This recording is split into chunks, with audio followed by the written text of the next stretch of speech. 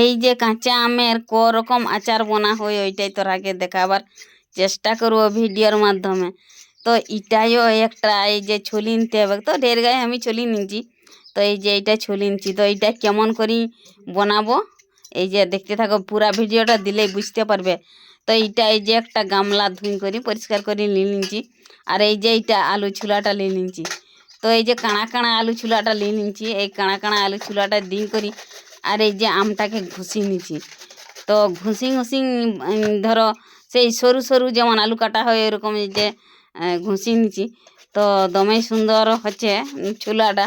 তো অনেক সাবধানে ওটাই ঘুষতে হবে, নাইলে কিন্তু ওই আঙুলে যদি লাগে না তাইলে আঙুল কিন্তু ওথা ব্যথায় যায়, ধরো চামড়া চড়িয়ে যায়। তো অনেক সুন্দর করে ঘুষি নিতে হবে। তো এই যে আমি ধরো যা যতটুকু ঘুষবে আমার, তো আমি যেটুকু ঢের গায়ে ঘুষি নিচ্ছি। তো এই যে ঢেরটা হয়েছে, এই যে দেখো কেমন করে ঘুষছি। তো আর এই যে এইটা আমার ঘুষাও এখন সিরাই গেল। ঘুষা এখন সিরাই যেতে এখন আমি কি করব বলো তো। ধরো এই যে এইগুলাকে এখনো ঘুষি নিলি, ঘুষি নি করে আর ওটাকেও রাখি নি করি ইয়ার কিন্তু এখন ওর যে গায়ের জলটা ওই জলটা বারকাতে হবে। ধরো যে যার গায়ের তো একটুকু জল থাকে না, জলটা নাই মরালে কিন্তু না ওটা হবে না, বোনাটা ভালো হয় না।